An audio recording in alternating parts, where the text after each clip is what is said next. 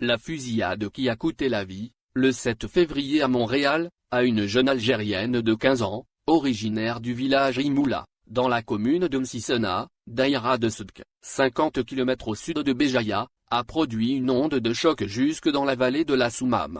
On pleure la mort de Mirim Boundaoui, cadette d'une fratrie de 4 filles et 3 garçons, ravie au sien à la fleur de l'âge et à l'éclosion de ses espoirs.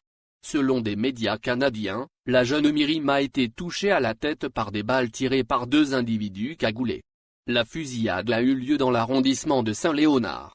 Le récit des faits a été recueilli, par les mêmes sources, auprès du conducteur de la voiture dans laquelle elle se trouvait. Son accompagnateur, un Algérien de 24 ans, de retour d'une boulangerie, venait de rencontrer 3 personnes, des connaissances à lui, avant que n'arrivent 2 jeunes individus à bord d'une Mercedes qui se sont accrochés avec le trio de personnes.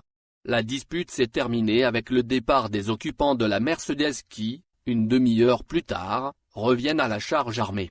Ils tirent sur la voiture, qu'ils ont criblée d'une douzaine de balles, et où se trouvait la pauvre victime. Le conducteur s'en sort miraculeusement indemne, au moment où une balle transperce l'œil de la jeune Mirim, selon le témoignage de sa sœur aînée. Transféré à l'hôpital, Mirim rend l'âme. Les auteurs ont fait aussi un blessé avant de prendre la fuite. Nous croyons savoir qu'ils sont identifiés, nous affirme un membre de la famille de la victime. Mirim Boundaoui était au Canada depuis près de 2 ans, rejoignant ses sœurs qui s'y étaient installées depuis 4 ans. Elle vivait avec l'une de ses sœurs, mariée et mère de 3 enfants, occupant un bungalow dans la municipalité de La Prairie, dans la rive sud, soit dans la banlieue sud de la région métropolitaine de Montréal. Cette partie montréalaise francophone connaît une certaine concentration de la communauté maghrébine, dont algérienne, particulièrement par le fait de la multiplication de commerces maghrébins, ce qui a dicté de nommer l'arrondissement de Saint-Léonard le Petit Maghreb. Selon des sources policières, rapportées par des médias canadiens, le meurtre ne serait pas lié au crime organisé ou aux gangs de rue. La ministre canadienne de la Sécurité publique a qualifié le décès de Mirim Boundaoui de bouleversant. Elle était sortie acheter des gâteaux, a témoigné l'une de ses sœurs, accablée. Elle voulait être médecin et travailler pour aider mon père. Ils ont brisé son souhait, a-t-elle ajouté et pleuré. Les témoignages des siens décrivent une jeune fille sage et calme et une brillante lycéenne. Mirim a fait ses années du moyen au collège de Nasseria, à Béjaïa-Ville, avant de partir tenter sa chance en terre d'exil.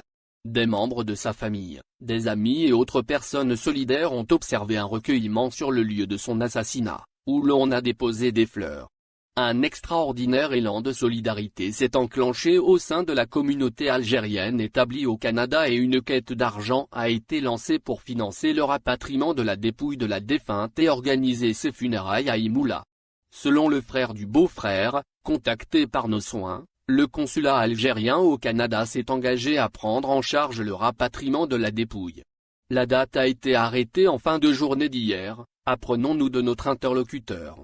La dépouille sera rapatriée via la France, à bord d'un avion de la compagnie française, avant d'arriver à Alger dimanche soir, pour être enterrée, probablement, le lendemain. Le coup est particulièrement dur pour ses parents, qui vivent entre Imoula et le quartier Taxou, à Béjaïa-Ville. Sa mère n'a été informée de la disparition tragique de sa cadette qu'en fin de journée d'hier, avons-nous appris de notre source au village Imoula.